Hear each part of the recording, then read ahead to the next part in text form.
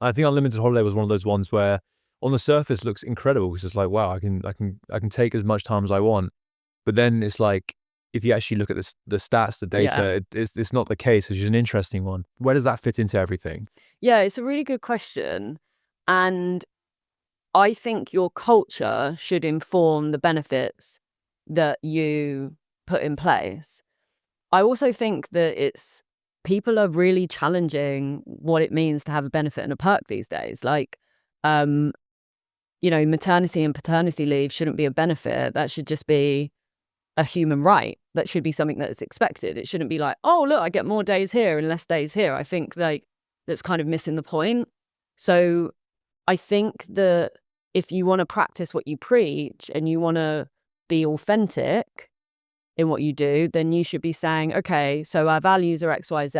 Like, let's say, for example, you had a value that was around flexibility and you didn't have something around flexibility in your benefits, then that is conflicting. And I think that it's also about looking beyond what flexibility means. So an example that I often use is Patagonia, right? So their founder wrote a book called Let My People Go Surfing, which kind of talks about his philosophy on like flexibility in work.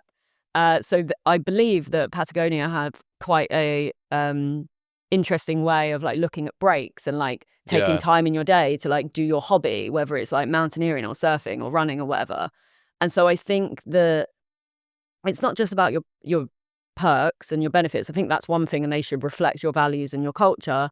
It's also about your ways of working, because if, a company like Patagonia, who believes in the outdoors and people experiencing it and living their hobbies, if they had back-to-back meetings, then that would undermine their belief that people should be able to go and be out in nature in the middle of their day. So I think that it's about authenticity and alignment in all of those things that you're offering to someone. Got you, got you. Yeah, because I always wondered like if those things ever impacted like culture or productivity or Yeah. anything. It's an interesting one because I feel like as these startups have evolved, they become more.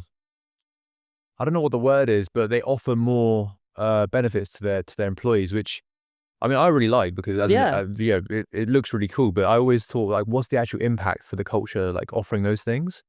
And I did read a study around like things like unlimited holiday. Ended Mm. up people actually took less holiday than, so like 25 days is the standard.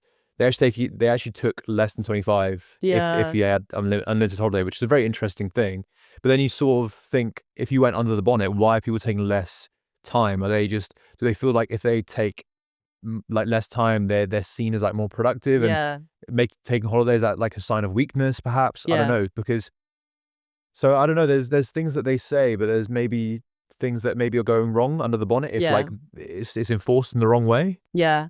And this is why another pillar of great culture is actually well-being. So having an understanding and an approach for protecting people's energy, because especially in the early stages, the founder's energy, your team's energy is like one of the most important resources, right? Because that's what's going to get you over the line. And it's not saying that you can't like work really, really hard and you can't have those days where it's like an all-nighter and things like that. But it's about saying, well, how are you going to look after people? Because that's unsustainable. You can't work people like that consistently and expect the same results. So I think the unlimited holiday thing is an interesting one, because often people are like, oh yeah, that sounds great. But you're Yeah. absolutely right. Like people end up taking less. I'm more interested in like, what's your minimum expectation for people taking a holiday? What about moments of like shared rest? So I know that there's quite a few companies that have like 2 weeks or a couple of weeks off each year where the entire company is off at the same time. Again, there's always going to be people that are like, I don't want to I don't want to be restricted on when I take my time off. And that's not for them. But for a lot of people, that would actually be a really great thing and a thing that they would love. So I'm excited to see more creative ways of like practicing what you preach, and rather than things that sound really good on paper, but in reality, they're like not Yeah. having that desired outcome. Yeah.